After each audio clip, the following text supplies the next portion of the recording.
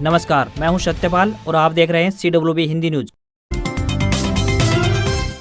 शक संवत 1946 विक्रम संवत 2081 आज आषाढ़ मास के शुक्ल पक्ष की द्वादशी तिथि और दिन गुरुवार है। तदनुसार अंग्रेजी तारीख 18 जुलाई सन 2024 द्वादशी तिथि गुरुवार रात 8:45 तक रहेगी।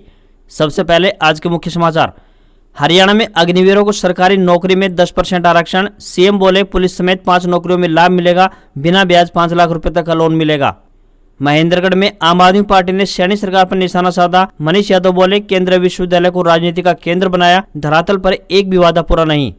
हरियाणा में राव इंद्रजीत की नाराजगी से बीजेपी में मची हलचल। अमित शाह ने सीएम सैनी को कुर्सी से उठा अपने करीब बुलाया। नूह में ब्रजमंडल यात्रा के ड्रोन से होगी वीडियोग्राफी। पहाड़ पर भी तैनात रहेंगे पुलिस जवान। बदला जाएगा यातायात का रूट, कड़ी सुरक्षा रहेगी। झज्जर में ग्रामीण सफाई कर्मचारियों का प्रदर्शन, नियमित करने की रखी मांग। 11 अगस्त को करेंगे सीएम सैनी का आवास का घेराव।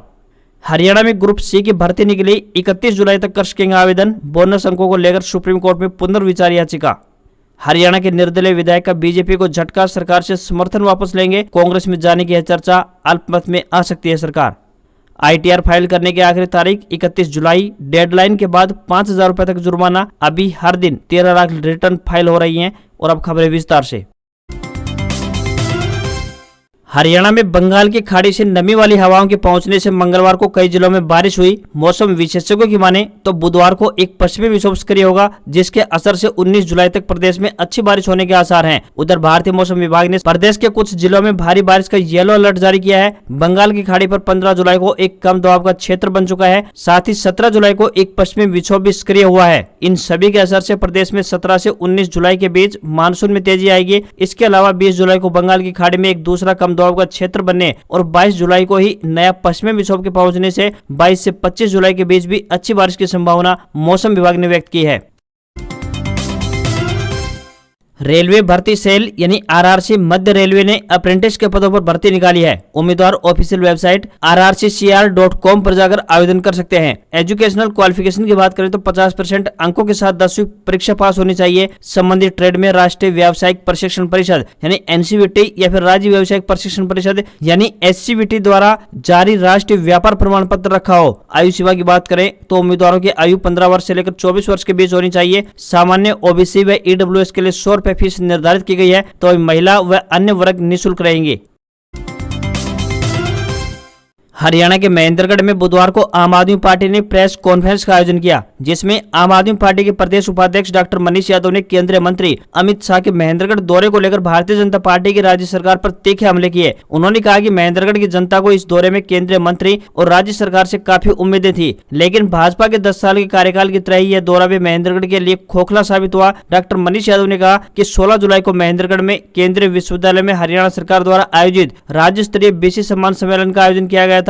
डॉक्टर मनीष यादव ने आरोप लगाया कि भाजपा ने इस कार्यक्रम में सूचना जनसंपर्क भाषा एवं संस्कृति विभाग हरियाणा के तहत सरकारी धन का दुरुपयोग किया है। उन्होंने कहा कि केंद्रीय विश्वविद्यालय को राजनीति का केंद्र बनाया गया। BC सम्मान सम्मेलन की आड़ में चुनावी रैली में भीड़ जुटाने के लिए हरियाणा रोडवेज की बसों का दुरुपयोग भी किया गया तथा मंच से भाजपा कार्यकाल की झूठी प्रशंसा की गई। हरियाणा की बीजेपी सरकार पर अल्पमत का खतरा मंडरा रहा है। परथला से निर्दलीय विधायक नयनपाल राउत ने भाजपा सरकार का साथ छोड़ दिया है। ऐसे में हरियाणा में 44 के बहुमत आंकड़े से भाजपा 2 कदम पीछे हो गई है। भाजपा के पास 41 सीटें हैं। सिरसा से हलूपा विधायक गोपाल कांडा का भाजपा को समर्थन प्राप्त है, तो वही नयनपाल राउत के करीबियों के मुताबिक वे आज प्रेस कॉन्फ्रेंस कर इसका ऐलान कर सकते हैं। राउत हरियाणा सरकार और प्रशासनिक कार्य प्रणाली से खफा है। निर्दलीय विधायक का कहना है कि पूर्ण समर्पण के बावजूद सरकार से सहयोग नहीं मिला है। नयनपाल राउत के बागी तेवर से बीजेपी और कांग्रेस दोनों में हलचल तेज हो गई है। इससे पहले 3 निर्दलीय विधायक भाजपा से समर्थन वापस ले चुके हैं। दादरी से विधायक सोमवीर सांगवान, पुंडरी से रणधीर गोलन और नीला खेड़ी से धर्मपाल गोदर ने कांग्रेस को समर्थन दे रखा है, तो वहीं नयनपाल राउत भी कांग्रेस में जा सकते हैं।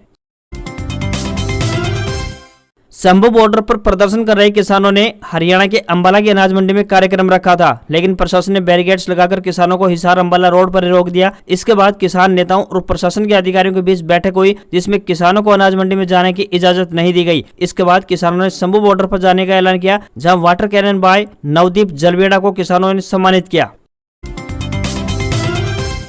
हरियाणा के नौ में 22 जुलाई को होने वाली ब्रजमंडल जलाभिषेक यात्रा को लेकर पुलिस अलर्ट मोड में आ गई है। इस बार पूरी यात्रा की वीडियोग्राफी होगी, साथ ही ड्रोन कैमरे से यात्रा पर पूरी नजर भी रखी जाएगी। यात्रा वाले दिन यातायात रूट को भी बदलने की पुलिस की योजना है। पिछले वर्ष की तरह कोई अप्रिय घटना न हो, उसके लिए नौ पुलिस काफी बंदोबस्त करने जा रही है। वहीं यात्रा में आने वाले लोग हथियार व लाठी डंडे व तेज म्यूजिक सिस्टम नहीं बजा पाएंगे।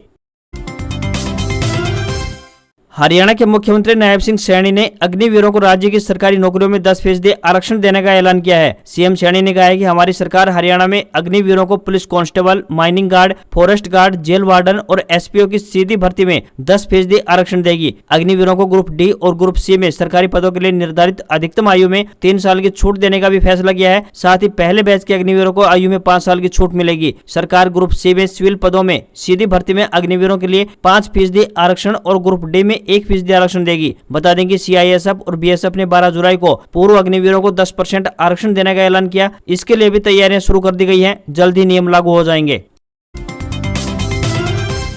हरियाणा में 4 महीने बाद होने वाले विधानसभा चुनाव से पहले केंद्रीय राज्य मंत्री राव इंद्रजीत सिंह के बगावती तेवरों से बीजेपी में हलचल मची हुई है। मंगलवार को महेंद्रगढ़ में अमित शाह पिछड़ा वर्ग सम्मेलन में आए थे। यहाँ स्टेज पर ऐसा वाकया हुआ कि जिसकी अब खूब चर्चा हो रही है। हुआ यूं कि अमित शाह स्टेज पर बैठे थे, उनके एक तरफ सीएम नायब सिंह सैनी तो वहीं दूसरी तरफ प्रदेश अध्यक्ष मोहनलाल बड़ौली बैठे थे। केंद्रीय राज्य मंत्री राव इंद्रजीत अमित शाह के बाद चौथे नंबर पर बैठे थे। इसी दौरान अमित शाह खड़े हुए, उन्होंने सीएम को दाईं ओर से बाईं ओर जाने को कहा। उसी वक्त अमित शाह ने इशारा कर राव इंद्रजीत को अपने पास बुलाया। इतनी देर में सीएम नायब सैनी दाएं से बाईं तरफ जा रहे थे तो अचानक राव इंद्रजीत ने भी उनका हाथ पकड़कर दूसरी तरफ की ओर भेज दिया। इस पर सीएम नायब सैनी अमित शाह के आगे से दूसरी तरफ जाते हुए हल्के लड़खड़ाते हुए दिखाई दिए। हालांकि बाद में वह दूसरी तरफ जाकर खड़े हो गए। इस दौरान सीएम तो खुशनुमा मूड में नजर आए, लेकिन राव इंद्रजीत का चेहरा उतरा हुआ नजर आया। अब इस वीडियो को लेकर विरोधी सोशल मीडिया पर खूब चुटकियां ले रहे हैं। राव इंद्रजीत से जुड़े सूत्रों का कहना है कि हरियाणा में इस बार केंद्र में पूर्व सीएम मनोहर लाल खट्टर को कैबिनेट मंत्री बनाया गया है। खट्टर पहली बार लोकसभा में चुने गए हैं, इसके बावजूद उन्हें सीधे केंद्रीय मंत्री बना दिया गया। वहीं राव इंद्रजीत 6 बार के सांसद हैं, इसी वजह से उनका दर्द ज्यादा छलक रहा है।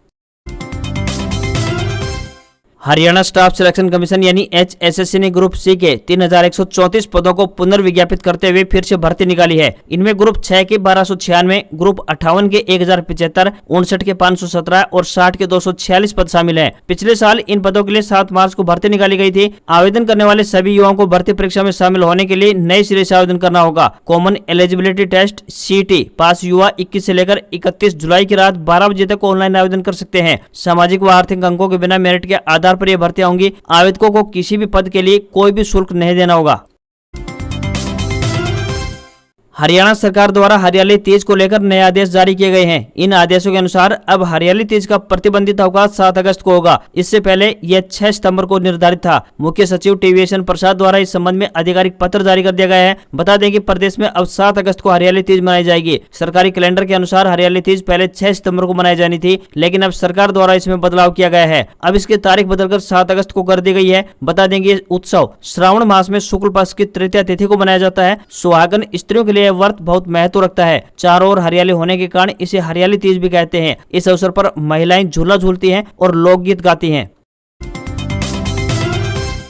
जो भी युवा भारतीय सेना में शामिल होना चाहते हैं उनके लिए एक बड़ी खुशखबरी है। उनके पास अग्निवीर बनने का एक सुनहरा अवसर है। इस बारे में डीसी उत्तम सिंह ने बताया कि अग्निवीर योजना के तहत भारतीय वायुसेना ने अग्निवीर वायु के प्रवेश चयन परीक्षा के लिए अविवाहित भारतीय पुरुष और महिला उम्मीदवारों से ऑनलाइन आवेदन मांगे हैं। ऑनलाइन रजिस्ट्रेशन 28 जुलाई तक होने हैं और ऑनलाइन परीक्षा 18 अक्टूबर से आयोजित की जाएगी। पात्र उम्मीदवार पंजीकरण के लिए वेब पोर्टल www.agnipatvayu.cdac.in पर जाकर लॉगिन कर सकते हैं और अप्लाई कर सकते हैं। हरियाणा में कावड़ियों के लिए एक जरूरी खबर सामने आ रही है। सावन महीना शुरू होने वाला है और इस दौरान सूबे से बड़ी संख्या में शिव भक्त कावड़ लाने के लिए हरिद्वार जाएंगे। लेकिन इस बार कावड़ियों को कावड़ यात्रा के दौरान डीजे बजाने की मनाही होगी। अगर वाहनों पर डीजे बजता हुआ पाया गया तो न केवल चालान कटेगा बल्कि वाहनों को भी जब्त कर लिया जाएगा। बता दें कि पहली बार प्रशासन की ओर से इस तरह के निर्देश जारी किए गए हैं। जिला प्रशासन ने डीजे संचालकों को निर्देश दिए हैं कि वे कावड़ियों के लिए डीजे न दें। अगर ऐसा करेंगे तो पुलिस की तरफ से चालान किया जाएगा। DSP उमेश सिंह ने कहा कि कावड़ यात्रा के दौरान बड़ी संख्या में वाहनों पर बड़े बड़े स्पीकर लगा दिए जाते हैं, जिससे न केवल ध्वनि प्रदूषण फैलता है बल्कि हादसे होने का भी खतरा बढ़ जाता है।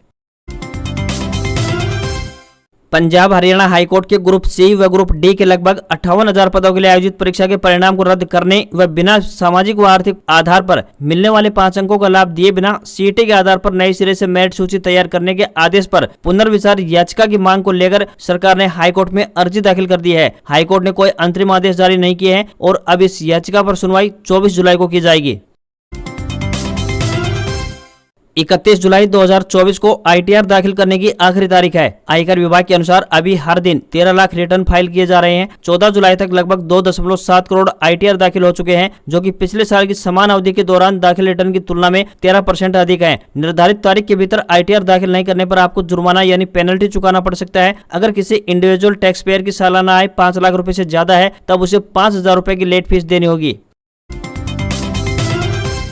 सोने की कीमतों में मामूली तेजी दिखाई दी है। 10 ग्राम 24 कैरेट सोना 199 रुपए चढ़कर 73,131 रुपए पर पहुंच गया है। हालांकि चांदी की कीमतों में मामूली गिरावट देखने को मिली है। 1 किलोग्राम चांदी 33 रुपए फिसलकर 91,802 रुपए प्रति किलो बिक रही है। इसी साल चांदी अपने ऑल टाइम हाई यानी 94,280 रुपए प्रति किलोग्राम पर पहुंच गई थी। वहीं दिल्ली में 10 ग्राम 22 कैरेट सोने की कीमत 68,000 रुपए और 10 ग्राम 24 कैरेट सोने की कीमत 74,170 रुपए पहुंच गई है। आज खबरों में बस इतना ही। देखते रहिए आपका अपना हरियाणा का सबसे बेहतरीन news channel CWB Hindi news. नमस्कार। इसी आशा के साथ आपका दिन शुभ रहे।